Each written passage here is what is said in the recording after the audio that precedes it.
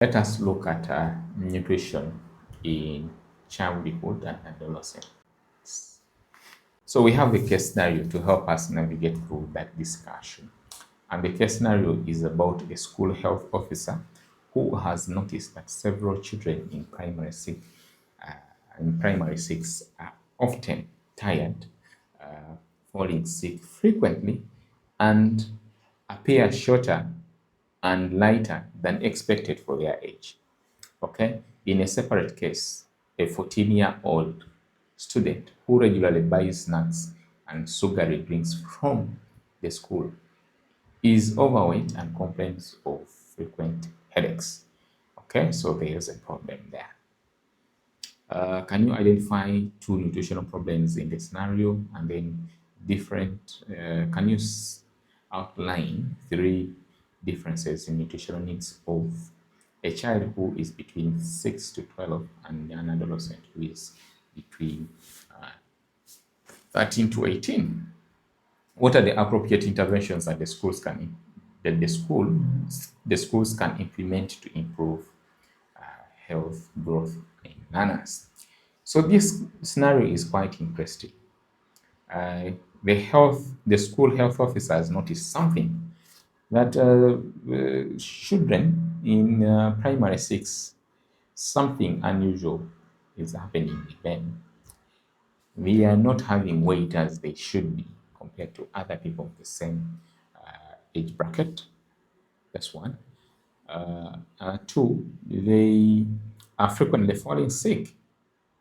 Those are problems. Okay, so what could actually be happening there? And then you also have a child who is always having pocket money and is always buying all these snacks, sodas, and juices, but now is obese. Okay, overweight actually, and is complaining of frequent headaches. Those are problems. So we have a problem of undernourishment. People are not eating enough. Their immunity is low. They are not well bodied. They are very light. And then we have someone who is taking in a lot of carbohydrates, the snacks, and the drinks, the softy drinks. Those are high sugars. And then they're becoming overweight, very big. So that is an issue to do with overweight, which is overnourishment. So those are the two problems that we are having in this case. But how do we avoid these problems? We avoid these problems if we give these children the right foods to eat. So what are those right foods, and what can we do to make sure that these foods are actually supplied in the schools and the children don't have access to any of the bad foods, if I can say. So we are looking at children. Children usually grow at a rapid rate. So you would expect that every year they increase in height. And this can happen by 2 inches every year. And they also increase in weight by at least 2 to 4 kilograms per year. And then we have periods where they grow very fast, and we are calling them spurts. Okay, so this growth, which is very fast, can happen between 6 and 12 years. So they usually increase in height dramatically, and also the weight increases dramatically, and often basically doubles. And now during this period, it's very important that they are eating well, because if they're not eating well, they will be undernourished. Okay, and undernourishment is associated with infections. They will always be falling sick every now and then. Then too, that when they actually grow up or being at their age, they can start to get complications, whether diabetes associated with this obesity. So it's very important we keep the nutrients at the normal levels. Okay, so what do they actually need? Because they are growing up at a very rapid rate, it means that they actually need proteins. They also need the carbohydrates. Okay, uh, and then plus the vitamins and the minerals. Basically, a balanced diet. Okay, this means that all these nutrients are given in adequate proportions. You can give them some regular snacks in between meals, but not too much. Meals, the meals should have the things that we have just mentioned: high carbohydrates, because there is need for more energy, and high protein because they are growing, but also they need vitamins still for proper health, and proper immunity, and more fluids. Okay, that's what generally should happen. So let us look at the details of what are the challenges that could happen in children related to nutrition. Okay, so one, you need to make sure that they have sufficient meals, at least 3 meals in a day. That's better. Okay, and then the challenge associated with that is that if they go to school, that may not be the case. Okay, they may not have these meals because, of course, not all schools can afford these meals, but also for schools that can have these meals, they may not be consisting of the nutrients that you would desire. Okay, so that means that even in schools, when they have access to these meals, they may not have the all the nutrients that this child may require. Okay, and may prefer. Okay, because requiring and preferring was also different. Okay, because you can have two foods that give you the same food value, but the child can be preferring another. We have children who prefer beans, and then we have children who prefer other things. Let us say it is soya beans or other sources of protein. So they don't have all this choice around them. Children also like a lot of sweets and other sugary things. This is associated with dental problems. Tooth decay can actually happen. And if they take in a lot of these sugary drinks, they can get obese. That's a challenge. Are they having enough room to exercise? Okay. Do they exercise, or they just taking all these nutrients, but they don't exercise? And that also contributes to their obesity. Okay, so what do they specifically need? Like I said earlier on, they need the proteins for growth. They need the calories because the body is actually also growing. Okay, and then they need these minerals and vitamins still for bone development and tooth, specifically calcium, vitamin D, and phosphorus. Tooth and bone development they needed. The fats for brain development, immunity, and also joint health. Iron, hemoglobin, very important, but also for brain function, very important. Iodine, important in production um, of thyroid hormone, okay, and metabolism and also growth.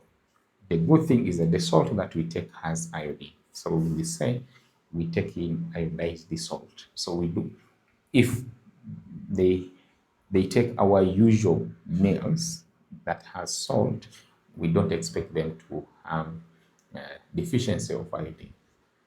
Okay, deficiency of iodine will result into goiter. Okay, now we look at uh, a boy or a girl at adolescence. What happens? Around this time, they are transitioning into adulthood. So there are a number of things that happen. Again, we have growth happening. And this growth happening at a very high rate happens between the ages of 10 to 11 and peaking at 12, and then ending that rapid growth ending at 15. And then that is for girls. And then for boys, that rapid growth at around adolescence happens between 12 to 13 years and peaks at 14 and then ends at 19. So the nutritional challenges associated here, if they don't eat sufficiently, that is undernutrition or undernourishment, they delay puberty or menarche. Okay, they their transition into adulthood is delayed. And for girls experiencing the first menstruation, which is menarche, actually is also delayed. So that is what happens if they don't actually eat well. Okay, so one of the things that will happen during adolescence is that they will increase in size, right? And that is basically increase in fat, increase in muscles, and also increase in bones. Okay, secondary sex characteristics will appear: breast, hips, widening of the chest. All the things will happen, and if they don't eat well, the things will not happen very fast. They will be delayed, and that will result into having delayed sexual development. So you don't want that to happen. Okay. Um, so they also face challenges, nutritional challenges. Is that some of them can have deficiencies of vitamin, especially vitamin A, and also iron deficiency. Some of them can take in a lot of carbohydrates and get fat, or basically become obese. Some of them can have eating disorders that make them to eat less, okay? Or you can have those that are appearing chronically very, very small because of low energy intake, okay? So the challenges are they don't eat on time, they eat foods, junk foods, which are low in nutrients. Some of them want to appear very small, and therefore they are pressured to eat funny foods that that make them conform to the body sizes that they want. And those who eat a variety of things that don't exercise become obese. And then we have also things that they see on the internet, on TV, newspapers, and things like that, put them on pressure to and influence the things that they eat. They want to eat certain types of food because other people are actually eating them.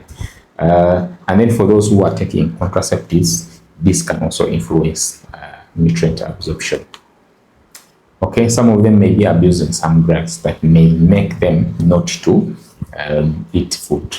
And for those that get pregnant, it means that they need to eat more, okay, more nutritious foods and things like that. And then those who are engaged in sports, they may result into eating things that are not healthy, okay? So what do they specifically need? They need all the other major nutrients: proteins, carbohydrates, and then also fats. But in addition, they need the minerals, they need the vitamins. So which minerals are we talking about here? Iron for everyone, for blood, very important. Calcium and vitamin D, including phosphorus, very important for bone and teeth development, very important. And then zinc, very important for immunity and growth. And then the other ones I've just mentioned them. So the whole point is for children and adolescents to have different spurts of growth. So these actually require different nutrients to be avoided. Carbohydrates, proteins, very important. But there are also nutritional challenges that children within these brackets can actually face. What is very important is that if there is any major challenge, they can be taken to see a trained physician or basically a trained nutritionist who can help in advising the kind of diet they need to take. But generally, the things that we have mentioned, if they take them appropriately,